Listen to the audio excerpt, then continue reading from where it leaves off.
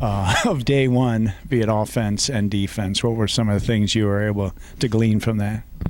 Well, again, I thought that there was pretty good retention to the things that we've done, previously, and again, I thought there was some good things from a technique standpoint that really stood out, and again, I think that guys had.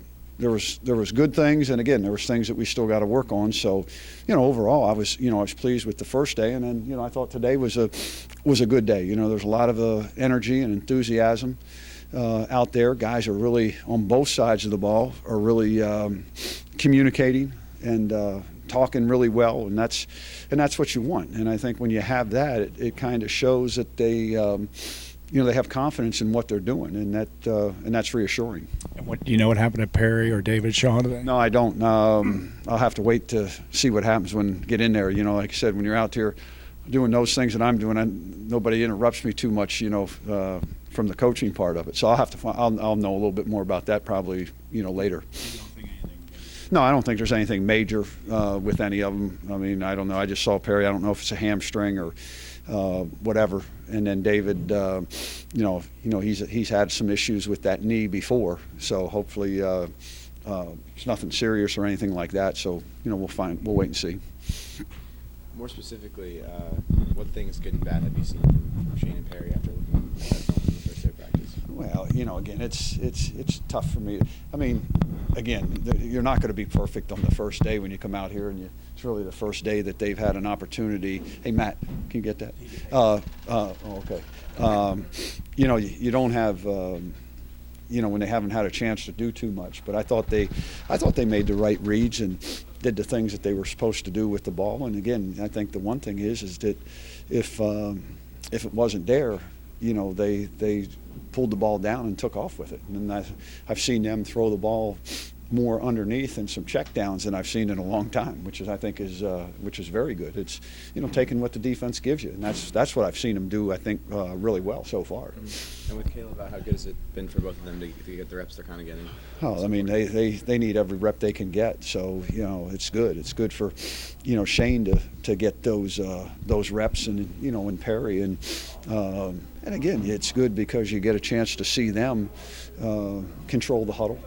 And how they react under pressure, and today, and again, making the right checks that they have to make against what they're seeing. I mean, those are the things I think that I've been pleased with. When you see a Will Ulmer out there now getting his legs under him more at that position and what he could potentially bring there athleticism-wise, how promising is that? I think Will brings a different dynamic to the wide receiver position with his speed, and then how athletic he is, and you can tell that, he's worked hard himself to better himself in terms of knowing his assignments, catching the ball better, this spring so far.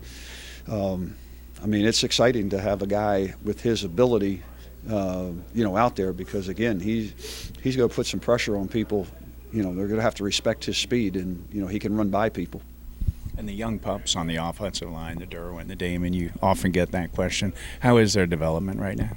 I know it's early. Yeah, I mean, they're the big thing for those guys right now is the assignments, is making sure they're not busting assignments, and they haven't. And and again, throw in there Brendan Moore. Brendan Moore, he's a physical kid, and playing with confidence and aggressive, and all those kids, those young kids, Derwin and Damian and Sean and Brandon. I think those kids will be all right, and they just need rep after rep after rep, and watching the film and getting coached up, and just using good fundamentals and good technique. How rusty and or on time are guys who sat out last year, be it a Conyers, be it a Laverne, be it AJ coming back and working themselves back up? Well, I don't think Laverne has really missed a beat because he practiced, and AJ Hendy practiced, but Denzel really didn't practice, and so again, he's just got to get better from a mental standpoint and picking everything up and being confident, in knowing what he's doing. That's probably the biggest thing with the young guys. They're not as vocal, or you can tell how much confidence they have in terms of how much they talk out here. And that's the thing. And that's, right now I'd say from a first team defense, there's really good communication.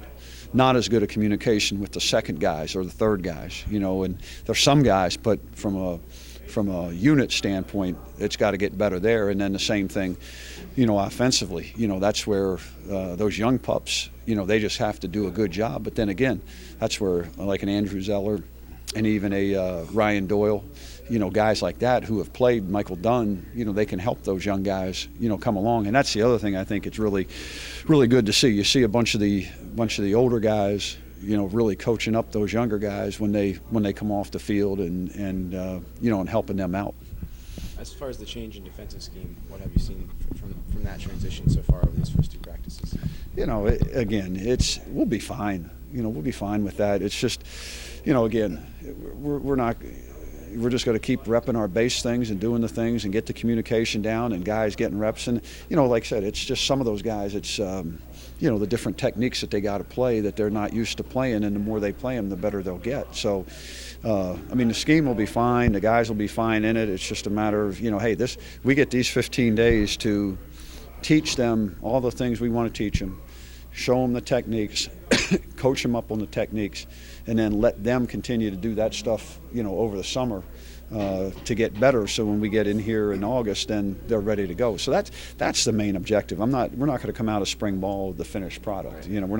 That's not what the objective is. The objective is to get all these guys to understand our base things that we're doing, offensively and defensively, and for us as coaches to be able to find out what guys can do the best, and then get these guys to understand all those techniques and fundamentals that we want, and then for them to continue to perfect them then over the summer. What are you looking for that second safety spot next to Anthony Nixon? Is anyone really kind of standing out as? Again, it's just guys that can execute and do the things that we want them to do. We got really good competition there with AJ and Zach. And then again, even a guy like Denzel, if he's the second best guy, then you can move him over. So, Antoine Carter, and again, that's the stuff you evaluate. But it's just guys being able to execute the assignments and playing within the scheme. And the beauty pageant's over now. The beauty pageants, we had their 2 days where they were in bikinis and and all that stuff, on the beach, and now you go where you're putting the pads on. So again, we'll find out who are the guys there, and we probably won't scrimmage a whole lot, again, because really don't want guys getting hurt. We'll do the things we have to do, but we've got to find out who's going to be physical and who's going to get after people. Have you made a decision yet on the secondary coach? No, not yet. Hopefully, early next week. And I would think that, that person would be in place by the time we'd get back here for spring, because we go on spring break, next Friday. So, but hopefully early next week that'll be taken care of and be able to announce it. And there are no injuries on day one, right? No. Nope. So we just got to get the weather warmer. All right. So turn the